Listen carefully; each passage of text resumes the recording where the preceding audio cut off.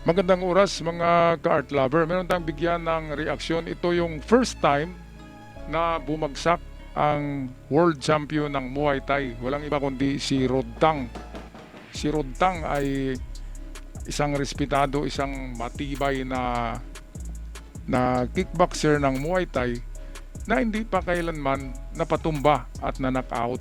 Pero dito sa kanyang laban sa Japan, bago lang to ay talagang bumagsak siya 4 na beses dito sa Hapon na kickboxer na merong pangalan Takeru. Pero ito'y pangalawang fight nila. Yung unang fight nila, natalo ni Rodtang si Takeru. Pero ngayon, di ba, parang may resulta yata yung nag-asawa kasi ito Nagpakasal itong si nakaraang 2 buwan itong si Rodtang. Ay ano na to, kapag hindi ka na single, kasi kapag may asawa ka na, may pamilya ka na, mag-iiba na yung mindset mo parang lalambot ka niyan. Kaya ito yung tingin ko kung bakit bumagsak si Rodtang. Baka nandyan yung asawa niya, baka nakatingin. Siyempre, iba talaga yung wala kang dinadalang di ba? Wala kang asawa, walang anak, walang pamilya, ay do or die ka niyan. Pero kapag may pamilya ka niya, medyo hinahinay ka dyan Kaya ito yung nangyari, knockdown siya 4 na beses. Ito ang video atin panoorin.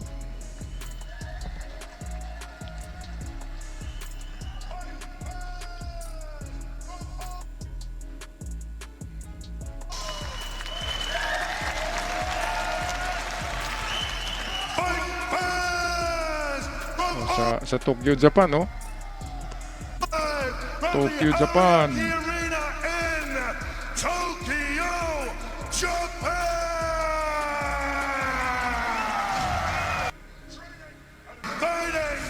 Out of the blue corner, he is a 7-time 3-division K1 champion and ISKA kickboxing world champion. Training out of Team Basilius with a fight record of 45 wins and 5 losses. Representing Japan!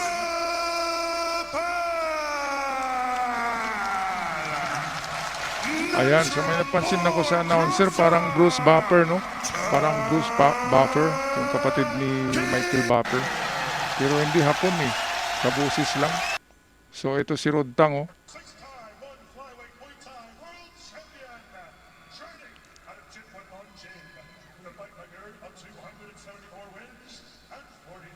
Six-time one flyweight Muay Thai world champion, training out of Jitwanon Gym with a fight record of 274 wins and 43 losses. Representing Thailand, the Iron Man! So ito yung first round. Panoorin natin.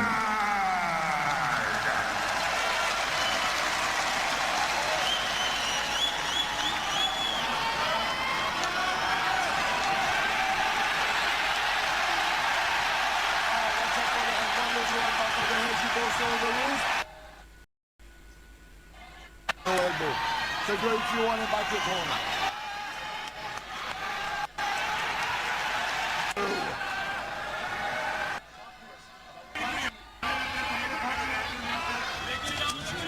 Ever closer. There's one of those blistering left hands, Brian. We've been speaking about it all week.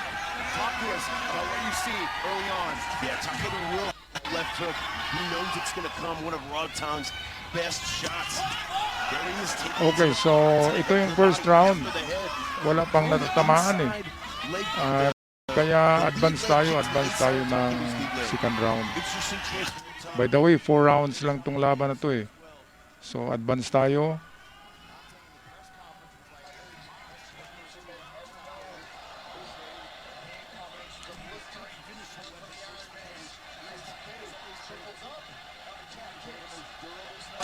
No championship has ever known. Ooh, the hand combinations are blistering coming from the Iron Man as Takeru triples up on the calf kicks. That was nice. finding an opening there with the calf kick. You know, Rotang is Alright, so ito yung second round pala to. Second round pa. letting Ito. a lot of bombs go, not anything like the first fight. They also saw Rotang dig from the head to the body. Ayun, bagsak si Rodtang, oh. You can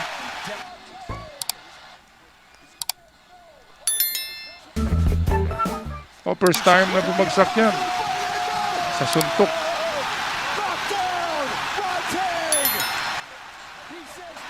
Pero pagdating ng 4 rounds, knockout talaga siya eh. Apat na beses na bumagsak si Rodtang. with a few left hands. Takeru finally opening up the traded left hooks, but Takeru landed clean.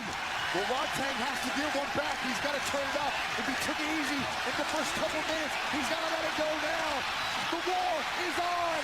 Napansin ko dito, mga kababayan, magaling talaga sa boxing tong Hapon. Malakas yung kanyang kamao eh. Baka boksingero nga ito.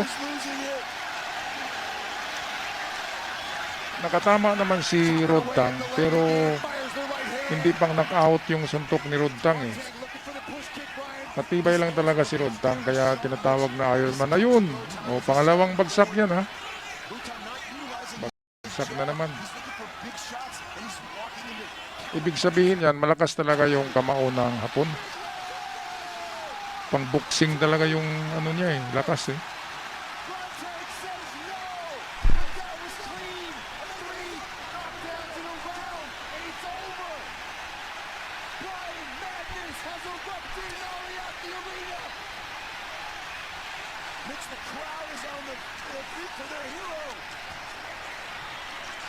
Napansin ko dito ay umaatras na si Rodtang eh. Which is hindi niya ginagawa noon. Atake ng atake ito, parang zombie. Ngayon, nakukorner siya sa corner sa rope. Rope dido eh. Nakukorner siya, ayan oh.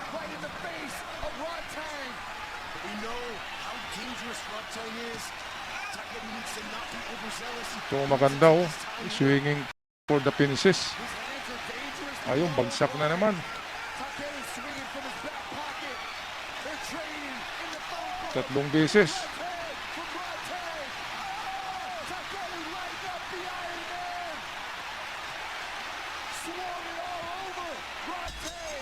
Ayun o. Talagang malakas yung suntok ni Takeru. Hindi na sumipa eh. Puro lang suntok.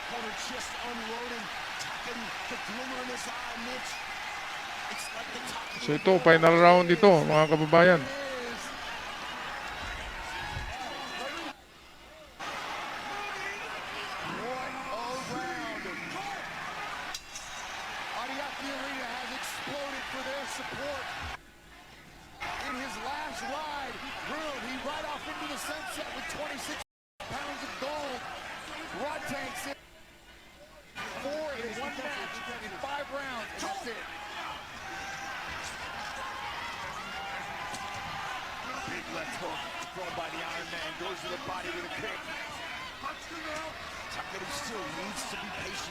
Dito umatake na si Rodtang. O ayan o.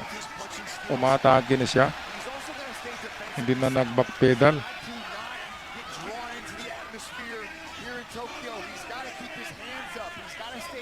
Alam niyang behind siya sa score eh. Kaya atake siya. Ngayon kinukulang ang atake niya dito eh. Kasi babalik ang Hapon ng mas malakas.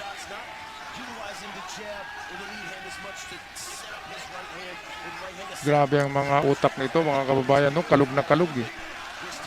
Siguro pag edad nito na mga 50, meron ng mga ano to, sakit sa utak. Eh, siyempre hindi pa nila yan maramdaman ngayon habang mga bata pa. Pero pag nagkaedad na yan, diyan lalabas yung sakit na yan. Isipin nyo naman, yung utak mo nakakalug palagi, no?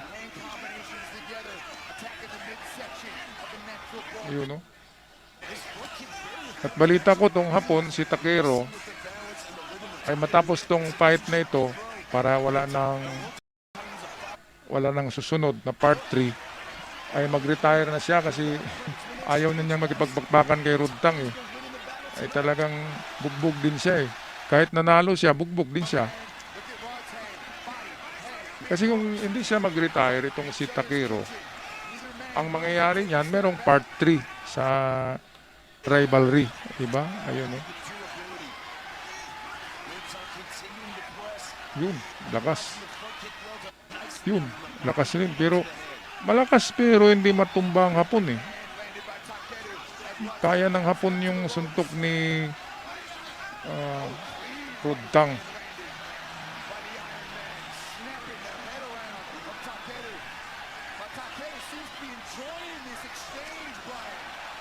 Pero yung suntok ni Takeru hindi kaya ng panga ni Rodtang eh. Risky situation, especially based on how the first fight went. He just eat the shots of Rotan. Ayun, so meron parang round 5 to, round 5. Okay. Low kick climbing his way up the ladder. Big shots landed by Takeru. Rodtang shakes his head again. That's the style Rodtang has become known for. Each shot, take them. In the second round is the third round of this world. About 4 world championship rounds. My mistake. I'm losing track of time in my excitement. Grabe ang sports na ito mga kabayan, no? Kick here, pumping the jab a little bit more. Eh diyan pa lang sa sipa, mapapagod ka niyan eh, kasi mabigat yung paa mo. Mabigat yung legs eh. Okay lang yung boxing kasi kamay lang. Eh dito, dalawang gagamitin mo, paa, kamay. Ibig sabihin, ang ano mo niyan, ang effort mo, ang energy na magamit mo ay doble kaysa larong boxing.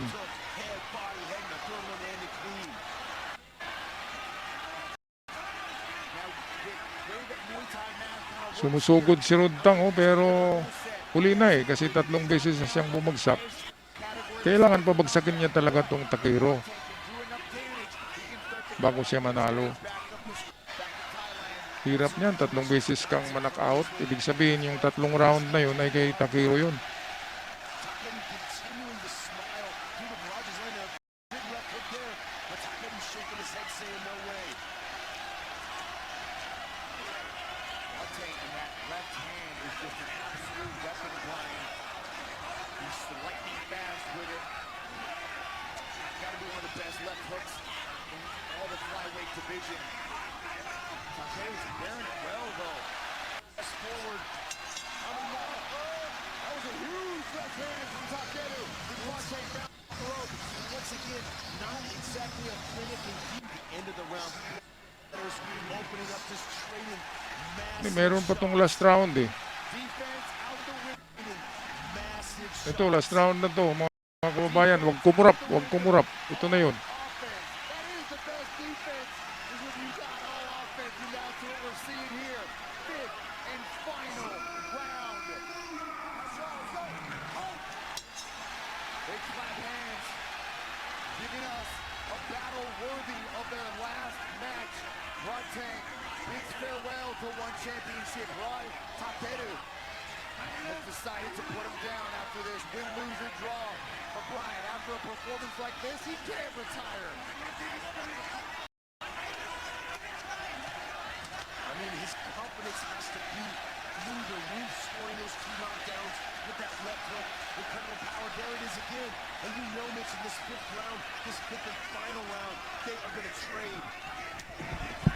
Short chopping low kick. Rodtang answers back with a big Yun. kick. A right hand that turns the corner for Takeru. Ah, dito, tinamaan si Rodtang oh. For Takeru. Ayun, hilo na oh.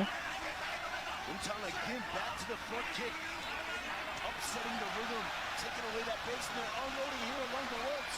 Takeru rolling with that shot, a smile on his face literally the whole time, Mitch. Enjoying every moment. Do or die si Takeru eh. 2 minutes in a competitive arena. Ang nangyari dito, mas malakas ang will to win.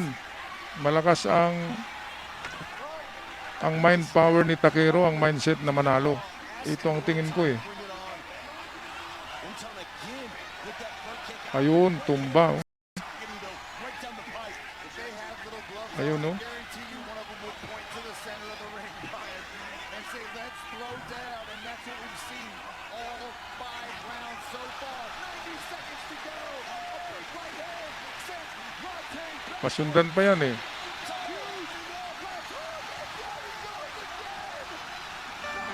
Ito, manak-out pa to dito. Wala na oh. Nakasandal na sa corner. 60 seconds to go. Can Takeru knock down the Iron Man one more time and do the unthinkable in Japan? Ayun.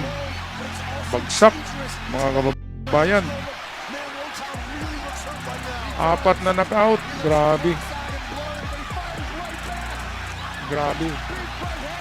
Grabing pagkatalo yan kay Rodang. Yan nga ang usapin ngayon sa sa World of Muay Thai.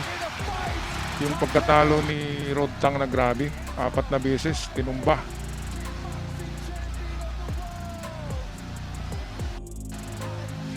So ito, panalo si Takeru. One championship is good touch. Race in your dog. TKO eh. Your referee, Mr. Olivier Cost, has called a stop to this contest after 2 minutes and 22 seconds in the fifth and final round. For your winner, by way of technical knockout. Grabe mga kababayan. No? 4 na beses. First time si Rodang bumagsak ng 4 na beses o kahit sa isang beses hindi pa napabagsak yan eh. Kaya tinatawag yan na the Iron Man, Rodang. Pero ngayon 4 na beses, ibig sabihin na break na yung kanyang kung ano man yan na protection sa kanyang pagiging hari ng kickboxing. Gaano man siya katibay ay meron na siya ngayong nemesis, meron na siyang kryptonite. Ito yung si Takeru, mga kaboksing. Kaya pag comment nyo na lang bakit ganun ang nangyari, preparado ba o hindi preparado si Rodang, bakit bumagsak siya, parang walang tulog yata eh. 4 na beses eh, napaka-imposible naman ng 4 na beses, pero wala tayong magawa, kitang-kita naman natin. Alright, so magpapaalam na. Maraming salamat sa mga sports enthusiast, lalo na sa kickboxing at boxing. Paki-subscribe lang ang ating channel para lalago naman ito, at maraming salamat sa lahat. Hanggang sa muli. Paalam.